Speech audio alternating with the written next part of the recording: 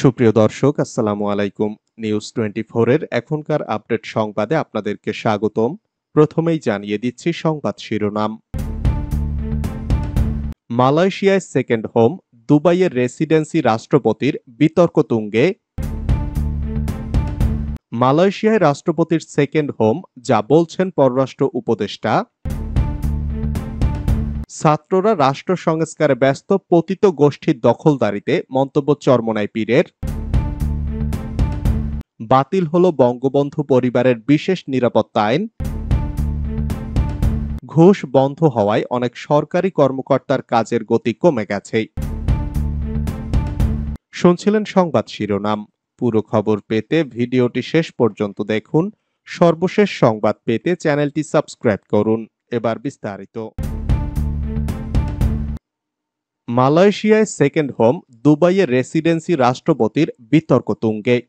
গণপ্রজাতন্ত্রী বাংলাদেশ সরকারের রাষ্ট্রপতি মোহাম্মদ শাহাবুদ্দিনের মালয়েশিয়ায় সেকেন্ড হোম ও বিনিয়োগ রয়েছে। দুবাইয়ে তার ব্যবসা ও রেসিডেন্সি থাকার বিষয়টি নিয়ে তৈরি হয়েছে বিতর্ক। অভিযোগ রয়েছে, রাষ্ট্রপতি হওয়ার আগেই তিনি মালয়েশিয়ায় সেকেন্ড হোম প্রকল্পে 1,50,000 রিঙ্গিত বিনিয়োগ করেছেন। দুবাইয়ে ওয়ারাদ জেনারেল ট্রেডিং এলএসএলস নামের একটি ব্যবসায়িক প্রতিষ্ঠানে বিনিয়োগের মাধ্যমে রেসিডেন্স ভিসা পেয়েছেন। এছাড়া তিনি তৃতীয় একটি দেশের পাসপোর্টও বিনিয়োগ করেছেন বলে গুঞ্জন রয়েছে। এই বিনিয়োগের বৈধতা নিয়ে প্রশ্ন উঠেছে, বিশেষ করে রাষ্ট্রপতি হিসেবে দায়িত্ব পালনের সময়ে তিনি এসব বিনিয়োগের জন্য কোনো সরকারি অনুমতি নিয়েছিলেন কিনা তা নিয়ে তৈরি হয়েছে বিতর্ক। বাংলাদেশ ব্যাংকের সংশ্লিষ্ট বিভাগ জানিয়েছে, রাষ্ট্রপতি শাহাবুদ্দিনকে বিপুল পরিমাণ অর্থ বিদেশে নেয়ার কোনো অনুমতি দেওয়া হয়নি। বিশেষজ্ঞদের মতে, রাষ্ট্রপতি হিসেবে দায়িত্ব পালন করতে হলে আনুগত্য ও সততা বজায় রাখা অপরিহার্য। যদি তিনি কোনো তৃতীয় দেশের পাসপোর্ট গ্রহণ করে থাকেন, তাহলে রাষ্ট্রপতি পদে থাকার বৈধতা নিয়ে প্রশ্ন উঠতে পারে। এদিকে এসব বিনিয়োগের বিষয়ে রাষ্ট্রপতি হওয়ার আগেই সম্পন্ন করা হয়েছে বলে জানা গেছে। মালয়েশিয়ায় সেকেন্ড হোম এবং দুবাইয়ে বিনিয়োগ বৈধভাবে হয়েছে কিনা সে বিষয়ে এখন স্পষ্ট কোনো বক্তব্য পাওয়া যায়নি। বাংলাদেশ ব্যাংকের আইন অনুসারে দেশের বাইরে বিনিয়োগ করতে হলে বাংলাদেশ ব্যাংকের অনুমতি নেওয়া বাধ্যতামূলক। এ অভিযোগের সত্যতা সম্পর্কে স্পষ্টতা আনার জন্য তদন্তের দাবি উঠছে বিভিন্ন মহল থেকে। মালয়েশিয়ায় রাষ্ট্রপতির সেকেন্ড হোম, যা বলছেন পররাষ্ট্র উপদেষ্টা। রাষ্ট্রপতি মোহাম্মদ শাহাবুদ্দিনের মালয়েশিয়ায় সেকেন্ড হোম নিয়ে সামাজিক যোগাযোগ মাধ্যমে আলোচনা চলছে। আলোচিত বিষয়টি সংবেদনশীল জানিয়ে এ নিয়ে কোনো কথা বলতে চান না বলে জানিয়েছেন পররাষ্ট্র উপদেষ্টা মোহাম্মদ তৌহিদ হোসেন। সোমবার পররাষ্ট্র মন্ত্রণালয়ে সাংবাদিকদের সঙ্গে আলাপকালে কথা বলেন তিনি। প্রশ্ন ছিল, রাষ্ট্রপতির মালয়েশিয়ায় সেকেন্ড হোম নিয়ে যে আলোচনা চলছে এটা সাংবিধানিকভাবে সম্ভব কিনা। সঙ্গে জিজ্ঞাসা করা হয়, পররাষ্ট্র মন্ত্রণালয় অবগত কিনা এবং ডকুমেন্ট যাচাই বাছাই করবে কিনা। জবাবে তৌহিদ হোসেন বলেন, এর সঙ্গে রিলেটেড কোনো কাজ পররাষ্ট্র মন্ত্রণালয়ের না।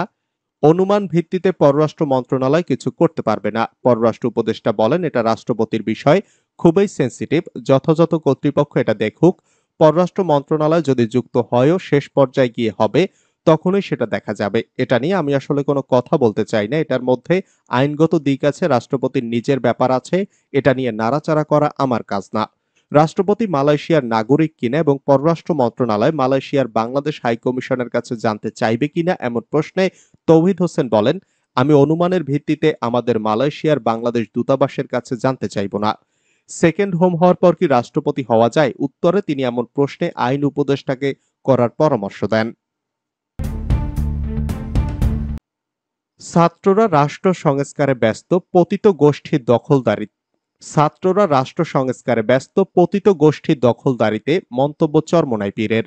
ইসলামী আন্দোলন বাংলাদেশের আমির ও চরমোনাই পীর মুফতি সৈয়দ মোহাম্মদ রেজাউল করিম বলেছেন, ছাত্র জনতার অভ্যুত্থান পরবর্তী সময় একদল পতিত গোষ্ঠী সুযোগের অসৎ ব্যবহারের মাধ্যমে হীন স্বার্থ চরিতার্থ করতে মাঠে নেমেছে।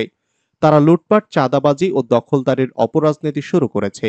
সোমবার বিকেলে ইসলামী ছাত্র আন্দোলন বাংলাদেশ চরমোনাই কাউমিয়া শাখার উদ্যোগে চরমোনাই মাদ্রাসা ক্যাম্পাসে আয়োজিত এক সমাবেশে প্রধান অতিথির বক্তব্যে চরমোনাই পীর এসব কথা বলেন।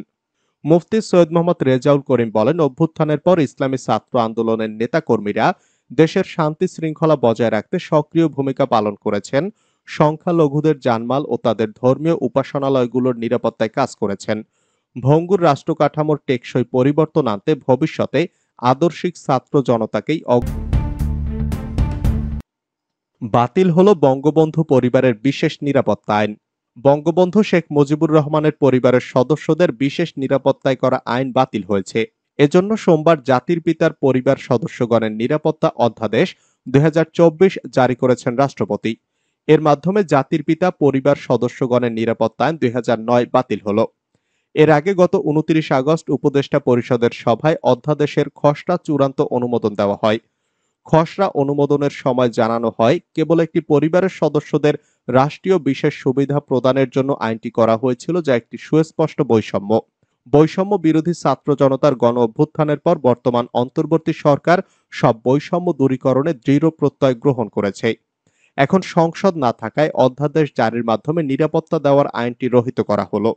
নিরাপত্তা রহিতকরণ অধ্যাদেশের খসড়া লেজিসলেটিভ ও সংসদ বিষয়ক বিভাগের ভেটিং সাপেক্ষে চূড়ান্তভাবে অনুমোদন দেয় উপদেষ্টা পরিষদ। ঘুষ বন্ধ হওয়ায় অনেক সরকারি কর্মকর্তার কাজের গতি কমে গেছে। ঘুষ বন্ধ হওয়ায় অনেক সরকারি কর্মকর্তা কর্মচারী কাজের গতি কমিয়ে দিয়েছেন বলে মন্তব্য করেছেন বৈষম্য বিরোধী ছাত্র আন্দোলনের অন্যতম কেন্দ্রীয় সমন্বয়ক হাসনাত আব্দুল্লাহ। তিনি বলেন, ভূমি অফিস, পাসপোর্ট অফিস, স্বাস্থ্য ও বিআরটিএ সহ বিভিন্ন সেবামূলক দপ্তরে ঘুষ বন্ধ হওয়ায় অনেকে কাজের গতি কমিয়ে দিয়েছেন। আমি তাদেরকে জনবান্ধব হওয়ার আহ্বান জানাচ্ছি। তারা জনগণকে সেবা দিতে না পারলে চাকরি ছেড়ে কৃষিকাজ করুক। জনগণের প্রত্যাশিত সেবা দিতে না পারলে ফ্যাসিবাদী সরকারের আমলে নিয়োগ পাওয়া কর্মচারীদের আমরা প্রত্যাহার করে নেব। খুনি হাসিনাকে যেভাবে জনতা রিপ্লেসমেন্ট করেছে, আপনাদেরও সেভাবে রিপ্লেসমেন্ট করা হবে। সোমবার বিকেলে খাগড়াছড়ি টাউন হলে ছাত্র নাগরিক মতবিনিময় সভায় প্রধান অতিথির বক্তব্যে তিনি এসব কথা বলেন। গণ অভ্যুত্থানের প্রেরণায় শহীদ পরিবারের সঙ্গে সাক্ষাৎ এবং দুর্নীতি, চাঁদাবাজি ও সন্ত্রাসের বিরুদ্ধে এই মতবিনিময় সভা অনুষ্ঠিত হয়। সীমান্ত হত্যা বাংলাদেশ ভারত সম্পর্কে বড় বাধা, মন্তব্য পররাষ্ট্র উপদেষ্টার। সীমান্তে মানুষ হত্যা বাংলাদেশ ও ভারতের মধ্যে সুসম্পর্ক জোরদারের পথে একটি বড় বাধা বলে মন্তব্য করেছেন পররাষ্ট্র উপদেষ্টা তৌহিদ হোসেন। সোমবার বিকেলে সচিবালয়ে তার দফতরে বাংলাদেশে নিযুক্ত ইউএনডিপির আবাসিক প্রতিনিধি স্টিফেন লিলালের সঙ্গে বৈঠকে তিনি কথা বলেন। তিনি বলেন, বাংলাদেশ ভারত সম্পর্ক জনমানুষের পর্যায়ে জোরদার করা দরকার। সীমান্তে হত্যাকাণ্ড ঘটলে তা জনগণের মধ্যে নেতিবাচক প্রতিক্রিয়া সৃষ্টি করে, আমরা এটা চাই না। তিনি আরো বলেন, সীমান্তে একটি মানুষ গুলি খেয়ে মারা গেলে সারা দেশে এর প্রতিক্রিয়া হয় এবং সেটি নেতিবাচক প্রতিক্রিয়া, যা আমরা চাই না। রোববার রাতে ঠাকুরগাঁওয়ের বালিয়াডাঙ্গি সীমান্তে ভারতীয় সীমান্তরক্ষী বাহিনীর গুলিতে বাংলাদেশি কিশোর জয়ন্ত কুমার নিহত হওয়ার বিষয়ে অন্তর্বর্তী সরকার কড়া প্রতিবাদ জানাবে বলেও জানিয়েছেন পররাষ্ট্র উপদেষ্টা। শেখ হাসিনাকে ফিরিয়ে আনার উদ্যোগ নিচ্ছে বাংলাদেশ। সাবেক প্রধানমন্ত্রী শেখ হাসিনাকে বিচারের মুখোমুখি করতে দেশে ফিরিয়ে আনার উদ্যোগ নিচ্ছে বাংলাদেশ। বাংলাদেশের আন্তর্জাতিক অপরাধ আদালতের প্রধান কৌঁসুলি মোহাম্মদ তাজুল ইসলাম একথা বলেছেন। কাতার ভিত্তিক সংবাদ মাধ্যম আল জাজিরা সোমবার এক প্রতিবেদনে এ তথ্য জানিয়েছে। আল জাজিরা জানায়, ক্ষমতাচ্যুত রাষ্ট্রপ্রধান শেখ হাসিনাকে প্রতিবেশী ভারত থেকে দেশে ফিরিয়ে আনার লক্ষ্যে পদক্ষেপ নিচ্ছে আইসিটি। আইসিটির প্রধান কৌঁসুলি জানান, আগস্টে গণ অভ্যুত্থানের মুখে ক্ষমতাচ্যুত হওয়ার আগে তৎকালীন সরকার পরিচালিত ভয়াবহ সহিংসতার জন্য বিচারের মুখোমুখি করতে শেখ হাসিনাকে দেশে ফেরানোর আইনি প্রক্রিয়া এরই মধ্যে শুরু হয়েছে। প্রসঙ্গত, সরকার পরিচালিত সহিংসতার প্রেক্ষাপটে টানা কয়েক সপ্তাহের বিক্ষোভের মুখে ক্ষমতাচ্যুত সাবেক প্রধানমন্ত্রী শেখ হাসিনা গত 5ই আগস্ট ভারতে পালিয়ে যান। আল জাজিরার প্রতিবেদনে বলা হয়, ভারতে শেখ হাসিনার অবস্থানের কারণে ঢাকা দিল্লি সম্পর্ক ক্ষতিগ্রস্ত হচ্ছে। এ পরিস্থিতি নিরসনে তাকে বাংলাদেশে ফিরিয়ে আনার চেষ্টা করা হচ্ছে। মোহাম্মদ তাজুল ইসলাম আল জাজিরাকে বলেন, টানা 15 বছর বাংলাদেশে কর্তৃত্ববাদী শাসন চালিয়েছেন শেখ হাসিনা।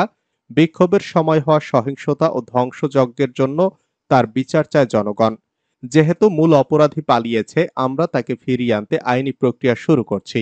তাজুল জানান, ভারতের সঙ্গে বাংলাদেশের অপরাধী প্রত্যর্পণ সম্পর্কিত একটি চুক্তি 2013 সালে সই হয়েছে।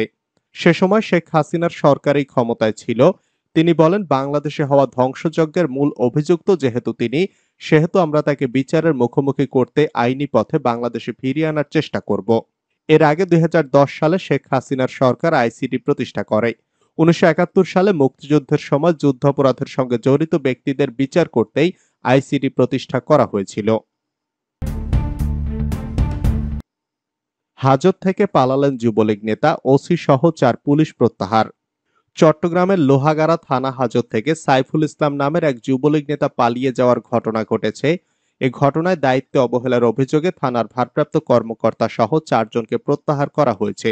তারা হলেন ভারপ্রাপ্ত কর্মকর্তা Mohammad Rashedul Islam, duty officer Amir Hossain, SI Nasima Akter ও সেন্ট্রি কনস্টেবল মোহাম্মদ এনামুল হক। লোহাগাড়া থানা পুলিশ জানায়, আওয়ামী লীগ সরকার পতনের পর থেকে কলাউজানের 7 নং ওয়ার্ডের বলিপাড়ার নজির আহমেদের ছেলে যুবলীগ নেতা সাইফুল ইসলাম আত্মগোপনে চলে যায়। গতকাল ভোরে স্থানীয় লোকজন কলাউজানের বাংলা বাজারের দক্ষিণ পাশে বাহাদুরপাড়ার আব্দুল আলমের বাড়ি থেকে তাকে আটক করে থানায় নিয়ে পুলিশের কাছে হস্তান্তর করেন। কিন্তু পুলিশের কাছে হস্তান্তর করার কিছুক্ষণ পর যুবলীগ নেতা সাইফুল কৌশলে থানা থেকে পালিয়ে যায়। এ ঘটনায় লোহাগড়া থানার officer in charge Mohammad Rashedul Islam, SI Nasim Akter, SI Amir Hossain ও কনস্টেবল মোহাম্মদ এনামুল হককে প্রত্যাহার করে চট্টগ্রাম পুলিশ লাইনে সংযুক্ত করা হয়েছে।